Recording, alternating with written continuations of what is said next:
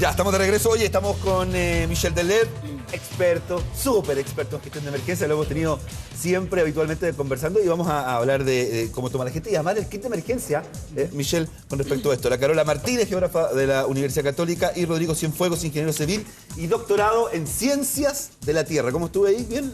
Muy bien, muy bien. Todos los expertos. Oye, yo dejé planteada una pregunta antes de irnos a la pausa comercial y es, ¿qué hace que los terremotos de gran magnitud sean menos mortíferos en Chile que en otros países sísmicos? A ver si alguno de ustedes me puede explicar esto. Bueno, vea, la verdad que los terremotos en Chile ocurren los de subducción, que son los que vimos recientemente. Generalmente ocurren más lejos que un terremoto como fue el de Haití, por ejemplo. El de Haití fue un terremoto superficial, que fue de menor magnitud, de menor energía liberada, pero estaba mucho más cerca de la superficie. ¿Cuán superficial fue ese? Ese fue menos, fue 5 kilómetros, Sí. fue realmente a muy poca profundidad. En cambio, los terremotos nuestros, la zona de contacto donde se generan la ruptura, están a 30 kilómetros y más de distancia. Entonces ese es un primer factor que hace que la energía liberada, a pesar de ser tan grande, tiene un efecto menor en términos de lo que llega a los lugares. Ahora, es decir, que mientras más superficial, causa más daño. A mayor así profundidad es. es menor. Lo que pasa es que estas son ondas sísmicas, la energía se libera y se propagan estas ondas, y las ondas de mayor frecuencia, las más rápidas, se van filtrando a medida que se van alejando de la zona donde se generan. Y esas, las de más alta frecuencia, son las que producen más daño. Si ustedes se acuerdan, el terremoto que tuvimos el miércoles pasado en Santiago se sintió como un movimiento muy lento. Fue un vaivén. Un vaivén. Y eso tiene que ver porque estábamos más alejados de la zona de generación. Entonces las ondas de alta frecuencia se van filtrando a medida que se van propagando en distancia. Pero también hay un tema de como que hemos aprendido, Carola, perdona Nico, y aquí te doy la palabra, pero Carola o Michelle, hemos aprendido a convivir, lo dice la BBC, con respecto a, y los medios internacionales con respecto a, no solo que hace que provoque menos daño, entendiendo que provoca el daño, como hemos visto recién en la región de Coquimbo particularmente, o el tsunami en Concón y en la zona costera, sino que además la población, la gente, nosotros todos, lo tomamos de una manera distinta. Nicolás dijo algo al principio, incluso alguien discute, oye, ¿cómo estabas para el terremoto? Y alguien te dice, no, temblor. O sea, como que incluso se discute eso. Construimos realidad de las palabras, y acá en Chile, cuando vemos los números, decimos 8,8, eso es un terremoto en cualquier parte del mundo. Y acá la gente duda si denominarlo terremoto. ¿Cuándo es un terremoto y cuándo es un temblor? Una pregunta básica. Siempre es un terremoto. Siempre es un terremoto. Siempre, la verdad es que en inglés, de hecho, no hay diferencia. Se Claro. habla de earthquake. Para todo, Para sea todo. 3, sea 5 o 8. Lo que pasa es que yo creo que también pasa un poquito y es un reflejo de nuestro fenómeno como de ir adaptando el lenguaje para ir suavizando las cosas y no enfrentando las cosas en la dura. El eufemismo chileno hace efecto. Claro, esa cosa como que de ir por el lado y no tratar de enfrentar, por ejemplo, que somos el país que libera el 43% de la energía sísmica del planeta. Que la robustez que tenemos hoy día es una robustez heredada, producto de la ciencia, producto del esfuerzo, que no tiene más de 100 años.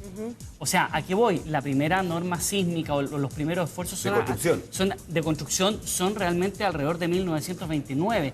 La investigación sísmica se establece producto del terremoto de 1906 a raíz de un esfuerzo de la Universidad de Chile y el presidente Montt, y que con posterioridad se transforma en el Servicio Sismológico Nacional. Entonces, ojo con perdernos en el tiempo. La robustez que hoy día tenemos desde el punto de vista de la estructura de nuestros edificios no tiene más de un siglo. Pero antes las ciudades se construían... Es más valioso todavía, encuentro, ¿no? Porque si se ha construido en tan poco tiempo y se ha logrado llegar, por ejemplo, a una norma de construcción como la que tenemos en estos momentos, que debe ser de las más exigentes a nivel mundial y que ha quedado en evidencia después del terremoto pasado, del 2010 y de tantos otros que nos han tocado. Bueno, es decir, sí, efectivamente hemos avanzado de manera significativa en ese punto. Hay otros que quedan pendientes y que los vamos a conversar también. Y por lo tanto el esfuerzo, que yo creo que es una de las grandes lecciones, el esfuerzo constante, el uso de la ciencia, la tecnología, el conocimiento, son elementos que no se compran en un mall, no se obtienen del desarrollo económico ni en 5 de 10 años de un país, y por lo tanto es un esfuerzo permanente.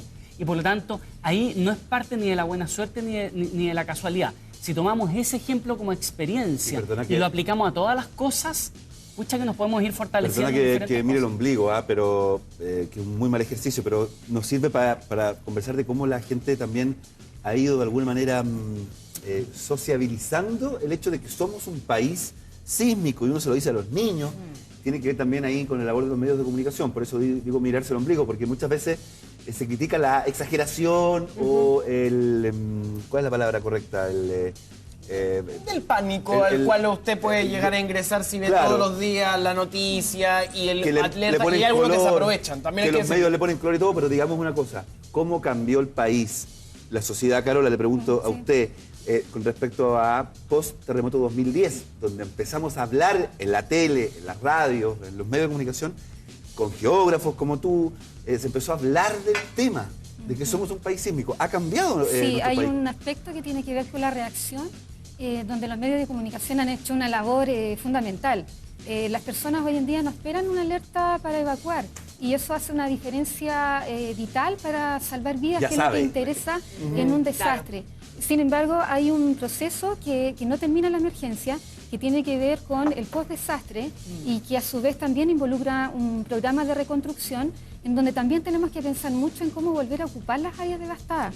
Y esa experiencia ha sido traída mucho con la 8ª región, en donde se ha ido incluso repoblando los mismos lugares que han sido arrasados. Me parece que ese es un aspecto importante de tomar como lección para generar ciudades más sustentables. Ese parece ser nuestro talón de Aquiles, ¿ah? Si uno ve las imágenes, y ahí estábamos revisando parte de lo que pasa en el borde costero, teníamos imágenes aéreas que logramos con drones, ¿no?, en la zona de la catástrofe, y uno se pregunta cómo es posible que toda esa zona esté construida así, tan en la orilla del mar, porque es inevitable que vayamos a tener este tipo de fenómenos cada cierto tiempo. Entonces, hay un problema de planificación respecto a las construcciones que se realizan en el borde costero. Hay zonas donde definitivamente no se podría construir. ¿Para qué hablar de construcción crítica? O sea, cuando lamentamos lo que ha ocurrido con el centro de Teletón en Coquimbo, bueno, la pregunta también es por qué había un centro de la Teletón en ese sector, que es un área inundable finalmente. Imagínate, esto hubiese ocurrido a una hora hábil donde hubiese niños o personas en tratamiento, lo que hubiese sido la evacuación. Entonces, hay que considerar que este no fue un tsunami de grandes características, como hemos visto en otras oportunidades. O sea, nos hubiese tocado un tsunami como lo que pasó en Japón el año 2011 y estaríamos hablando de otra cosa. O sea, y yo creo que es un tema que todavía nos queda muy pendiente como país. Quisiera hacer un llamado para que la gente nos haga sus preguntas, @buenos días a todos. Fíjate que si uno ve los diarios, hoy día aparece todo el mundo pidiéndonos la receta, ¿cierto?, de cómo superar los sismos. Somos un ejemplo mundial, ¿ah?, a raíz de esta tragedia. Claro, hemos tenido 5 episodios bien traumáticos estos últimos 5 años, el 2010, ¿cierto?, el 2014 en Iquique, y ahora tenemos este episodio también en la 4ª región. La pregunta es la siguiente: ¿va cambiando esto? Evidentemente, cambia nuestro país, cambia, ¿cierto?, se producen cambios después de un sismo, y quisiera saber qué podemos esperar, en qué nos vamos a enfrentar, cuáles son los cambios que produjo este sismo puntualmente que acabamos de vivir. Bueno, evidentemente cambios morfológicos bastante violentos en las regiones. Es un proceso que se espera, porque generalmente este tipo de terremotos generan alzamiento y hundimiento dentro de la costa, y además la intensidad de los tsunamis, con sus velocidades características, estamos hablando 3-4 metros por segundo, generan cambios. Pensemos un poco en el terremoto del 60, que produjo canales nuevos de navegación, sectores que antes estaban emergidos hoy en día están cubiertos por el río o por el mar. Entonces, es dable esperar en este tipo de terremotos cambios de esa naturaleza. Sobre lo mismo, quisiera hacer una pregunta que acá es lo que comienza desde las redes sociales, estamos observando lo que pasa, que tiene que ver con respecto a los mismos terremotos y a la fenomenología de esto. En primer lugar, hay muchos apuntes acerca de lo que sucede con los celulares. La alerta de los celulares directos es un elemento que ayuda a la seguridad de las personas, también el tema de la prevención, de ir primero. Pero siempre comienzan estos mitos. ¿Se puede prevenir un terremoto en el primer, el segundo? ¿Se puede prever, o sea, hacer una predicción de uno, o no existe? Hay que matar esos mitos. Antes, si puedo conectar a la receta de Chile que comentaba Julián, la verdad que efectivamente yo creo que dentro de las fases de lo que es el ciclo del riesgo, que es la preparación, la respuesta, después la recuperación, nosotros, una de las pocas cosas que hicimos en la preparación, en lo previo, en lo antes, es efectivamente la norma sísmica. esas son de las pocas cosas, porque hemos hecho mucho en lo que es la respuesta inmediata, y ahí nos hemos enfocado en los últimos años, sobre todo después del 2010. Pero de las pocas cosas que hicimos y que hicimos muy bien es las normas sísmicas, y eso es un buen ejemplo de cómo uno puede mitigar y prepararse antes de que ocurra el evento. Y en esa dirección yo creo que es donde están las falencias hoy día del sistema. Tenemos que ir más hacia poder reforzarnos en lo que es la planificación, lo que es la preparación, lo que es el mejoramiento de las normas, la institucionalidad también, que nos va a permitir construir mejores ciudades. Y no solamente para estos eventos, porque estos eventos lo que hacen es un estrés completo a toda la sociedad, y lo que estamos viendo son las pifias que en realidad están ahí, digamos. No es que eso es todo, son eventos críticos que nos mueven y nos remueven, y aparecen entonces todos los problemas de salud mental en las personas, los problemas de las construcciones, etcétera. Entonces es un remesón grande que como país nos debería hacer pensar para poder mejorar, digamos. Eso es prevención. ¿Se puede hacer una predicción sí o no? Porque circula como mito, hay un montón de gente que se aprovecha de todo esto. Entonces hay que ponerlo en su lugar. ¿Es un mito la predicción de terremotos, sí o no? Hoy día, desde el punto de vista de la ciencia, del conocimiento científico y con métodos científicos, no hay nadie que haya logrado demostrar que pueda anticipar, digamos, con lo que tenemos hoy día, la ocurrencia de un terremoto. Uno puede saber dónde se acumula la energía, puede monitorear, existen a veces precursores que pueden anticipar, como ocurrió el 2014. Hubo un mes de movimiento que uno podía anticipar que algo estaba pasando ahí, pero saber el momento exacto en que se produce este gran remesón, eso hoy día no lo tenemos a mano. Hoy día leí en la prensa que decía que cuando van más de 2 semanas donde se producen muchos temblores, podría ser un lugar sospechoso. De hecho, en la cuarta región han habido un montón de temblores. Pero post. Y llevándolo como un caso más personal. De hecho, no, antes. Yo soy de esos que cree, Claudia, que cuando no tiembla, ahora viene. No sé, mira, yo de lo contrario. Puedo contarles mi testimonio, que llevaba ya una semana en la cuarta región. Dale. Y había muchos temblores. Y de hecho, le advertí a mi familia y a mis hijos, le dije, por cualquier cosa, no quiero ser alarmista, no quiero asustar a nadie, pero cualquier cosa, podría haber un terremoto, nos juntamos en tal parte, no se vayan a la zona de seguridad, solo nos reunimos todos como familia. Siento que de alguna manera estábamos un poco más preparados. Conversando al día siguiente con carabineros también me dijeron, nosotros sospechábamos y sabíamos que era muy probable que un evento así sucediera. Y hoy día en el diario aparece lo de las 2 semanas con temblores, podría ser una señal. Como los trailers de una película, ¿sí o no? O sea, el camino de los temblores, como pregunta Claudia. ¿Puede ser un terremoto o no es así? Puede ser esa señal, y lo vimos el año pasado en Iquique también. O sea, hay movimientos, algo puede estar preparándose, pero también puede ser que luego eso se calme. O sea, Claro. puede ser las dos opciones. Pero seamos ahí, entonces, súper tajante, perdona que te interrumpa, Rodrigo, pero nosotros, la Claudia preguntó algo y me parece súper válido, y se discute, ¿se puede predecir o no? Entiendo yo, por lo que hemos escuchado, por lo que nos ha dicho hasta el cansancio Marcelo, ustedes mismos, no se puede predecir. No se puede, no es se puede imposible. predecir. Lo que sí puede haber una seguidilla de que puede que resulte, termine en Como un puede que movimiento no termine en más importante, eso. como puede que no. Claro, como lo hemos visto muchas veces, donde hay semanas donde estamos con temblores Exactamente. permanentes y no siempre terminan un terremoto. Y para cerrar ese mismo punto, digamos, lo que sí sabemos es que va a ocurrir. En algún va a ocurrir momento. en algún momento y en cualquier parte. Lo único Entonces, seguro es que puede haber un terremoto siempre. O que más En o Chile, menos- venís para acá, así que... O que después de una calma sísmica muy grande, tiene que moverse porque somos un país. Ayer me preguntaba, y le pregunto también a ustedes, mi hijo de 8 años, 9 años ya, creo. Sí, bueno, no. Es que Julián está todo el día en el canal. Benjamín, Hace todas las- Benjamín, que me hace muchas preguntas, me decía, papá, ¿por qué tiembla tanto en Chile? Me preguntaba, entonces yo le explicaba que somos un país sísmico y le daba la explicación clásica que más o menos manejamos. Pero le pregunto a usted, ¿por qué tiembla tanto en Chile? La naturaleza del margen continental chileno. ¿Por qué le respondo? Digo que Sí. ya me tiene hasta acá. Es un factor geográfico, un factor de localización que nos ha tocado en la zona de contacto entre la placa de Nazca y la placa sudamericana, y eso genera un proceso de subducción. Y al tener un proceso de subducción, la lógica es generar terremotos de subducción que nos van a generar siempre un efecto asociado a los tsunamis. ¿Me puedes dibujar el tema como para explicarlo así rápidamente? A ver, ¿cómo vendría a ser? Atención, esto es tecnología. Faltó la 3D. pizarrita ahí. 10D, pero está bueno aprenderlo. Rápidamente, ya. Placa de Nazca, Ya, placa de Nazca. Sudamericana. La sudamericana. el acomodo, movimiento como dicen ellos. La fricción. es compresivo. Ese es el ¿ya? problema. Entonces este proceso de convergencia entre placas que son una más densa y otra más liviana, genera entonces que se genere un fallamiento. Y ese fallamiento produce un roce. Entonces la placa de Nazca, en este caso, va bajando hacia el interior de la Tierra y eso genera entonces el desarrollo de terremotos en superficie, intermedio y profundo. Y los que están en superficie, que están más cerca de la costa, son los que producen entonces tsunamis. Claro. Perfecto. O sea, Por en lo algún tanto- momento va a haber un un terremoto. detalle. Por lo tanto, no solamente estamos hablando de terremotos que ocurren en la costa, porque lo que hemos tenido son los terremotos asociados más bien al 2010. Hemos tenido el terremoto asociado al norte el año pasado y ahora el terremoto nuevamente en la zona centro-norte. Tenemos los terremotos como Chillán, que ocurren, ¿cierto?, en profundidad y por lo tanto en tierra. ¿Cuánto duró el del 2010 en duración? Más de 3 minutos. ¿no? ¿Y, Entonces, y 3 este minutos. de la semana pasada? Se habla de, se habla de No, no. 200 segundos. Porque mucha gente 2 dice minutos y medio.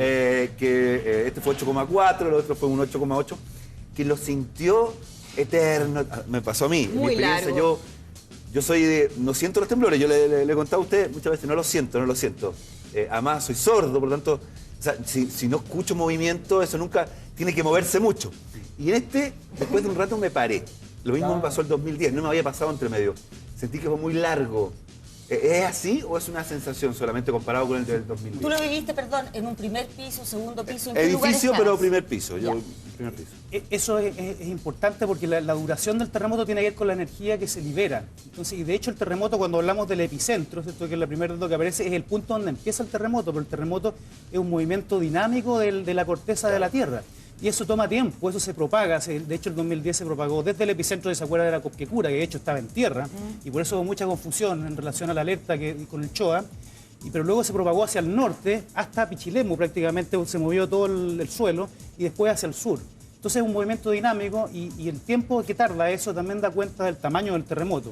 Otra pregunta, ¿por qué el otro día se movió en vaivén y no se movió así? O sea, que es como uno decía, es movimiento vertical, no es horizontal. Entonces, ¿qué diferencias hay y por qué se produce?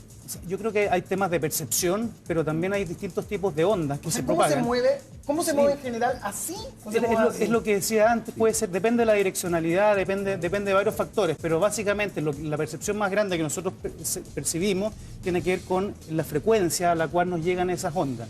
En lo que es vertical o abajo, eso es variable. Y esa frecuencia tiene que ver con la distancia a la cual estamos y también el tipo de suelo donde estamos. Claro. estamos Sigamos parados. hablando de eso, a propósito de percepción y de suelo.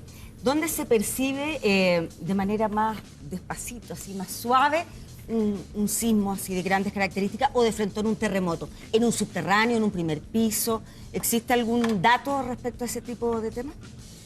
O sea, en altura, en los edificios, ¿cierto? Los edificios están diseñados para poder aceptar un cierto movimiento, porque no pueden ser totalmente rígidos. Entonces Claro. están diseñados para poder admitir un cierto vaivén. Y por supuesto, mientras más alto uno está, ese movimiento es mayor.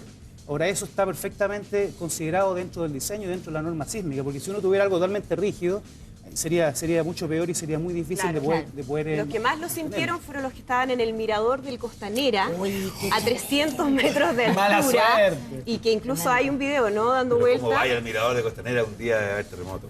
No, pero Julia, si no se puede Imagínate que te toque ahí, en la No, tenés que experiencia, tener muy mala suerte. pero del terror. No, pero lo más notable es que el guardia le decía tranquilo a los turistas, le decía, esto es normal en Chile. Justo te tocó Además, ese. para los que no están acostumbrados a un terremoto, o sea, Da imagínate miedo. brasileño, Oye, pero nosotros nos vanagloriamos harto, Andrea.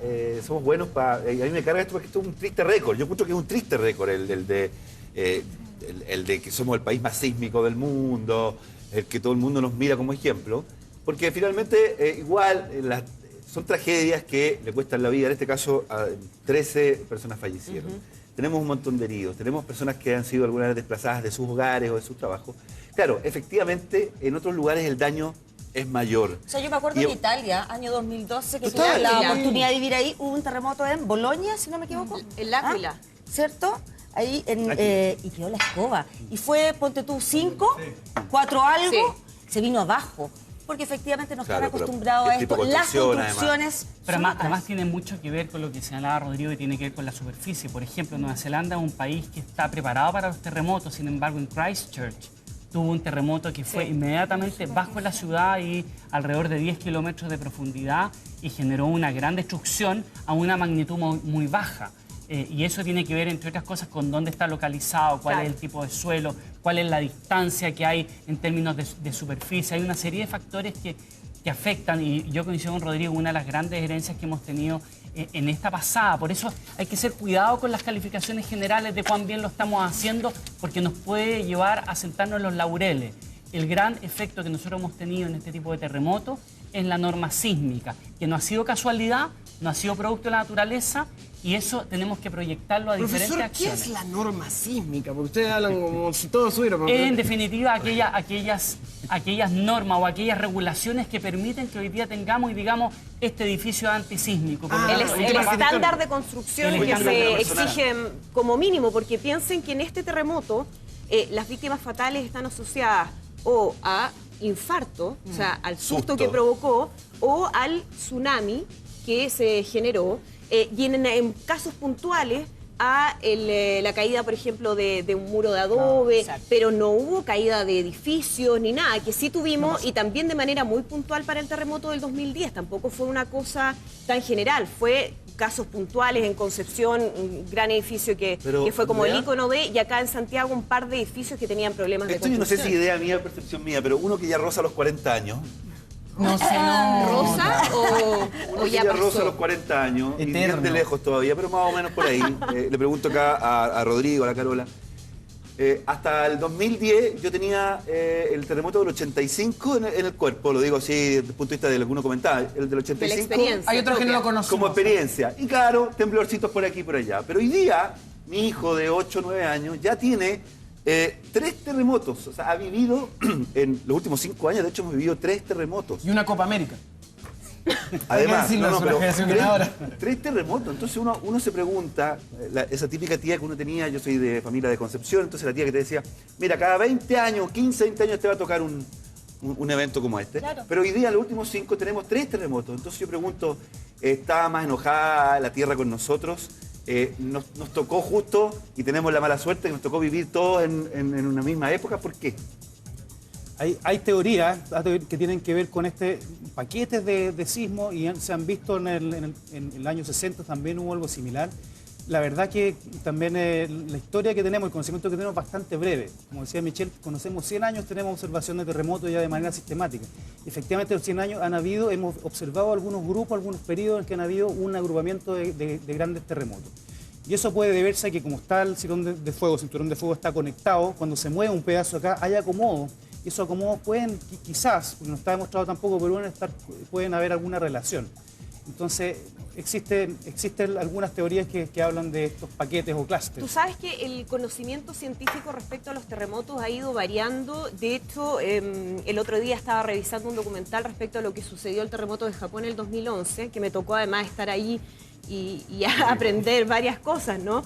Y fíjate que decían los científicos, que son expertos a nivel mundial, o sea, son lo más, la creme de la creme respecto a conocimiento de terremotos, que a partir del terremoto del 2011 se dieron cuenta que no sabían nada casi de lo que había ocurrido en esa zona, que había zonas de asperezas que no habían podido detectar y que recién se dieron cuenta. Entonces dicen, bueno, a partir de este terremoto nosotros estamos aprendiendo todo de nuevo en relación a lo que sabíamos en ese sentido. Es un conocimiento bien dinámico, no es que ya uno pueda decir lo sabemos todo, finalmente la naturaleza va sorprendiendo al mundo científico. Mira, cuando hablamos de ciencia, producto del terremoto de 1906 en Valparaíso, que devasta Valparaíso, se genera esta iniciativa por parte del Estado y la Universidad de Chile en términos de generar la investigación. Pero curiosamente, para hacerlo además en el contexto mundial, Chile era uno de los países pioneros en materia de investigación. O sea, cuando estamos hablando de que la investigación es menos de un siglo o prácticamente un siglo solo en Chile, también es en el mundo. Y por lo tanto, cuando lo hablamos en materia de los tiempos de la naturaleza, es absolutamente la nada misma en términos del conocimiento. Es poquísimo. Sobre lo mismo, Julián planteaba algo que era el tema de que si vivimos justo en una época de demasiados terremotos, y yo quisiera recoger el guante y ponértelo en otra situación. Tal como ahora tenemos celulares que nos avisan de que existen movimientos telúricos, que usted tiene que tomar medidas, que eso la ONEMI lo aplicó de forma extraordinaria en esta ocasión, también hay más información. Entonces, hoy estamos con más registro, con más archivos. Entonces, probablemente siempre fue así. Pero ahora tenemos la posibilidad de compartirlo, avisarlo, etc. Perdón, un detalle. Estamos hablando de que hace 150 o 200 años atrás, cuando había un terremoto en Chile, el otro lado del país se demoraba días en conocer Claro, los exacto. resultados. Exacto. Hoy día es lo que tú decías, ¿no? Simultáneo. La cámara, En inmediata. Ahora- ese sentido hay que agradecer también a las redes sociales, a la internet, por Dios, que bien nos hace la tecnología en este terremoto, por ejemplo, donde pudimos ser advertidos, ¿cierto?, a través del celular, que se venía el tsunami, donde pudimos contactarnos, saber de nuestros familiares. Se triplicaron los mensajes de texto, las redes sociales ardían y pudimos tener una mayor tranquilidad e información de lo que estaba pasando a nuestro alrededor. Oye, seguimos conversando de este tema y además el tema de Iván Torres, porque nos va a contar si llueve o no llueve. Dicen que después de un terremoto, bueno, típico, pero a propósito del informe meteorológico. Seguimos, por supuesto, acá en el Buenos Días a Todos. Ya regresamos.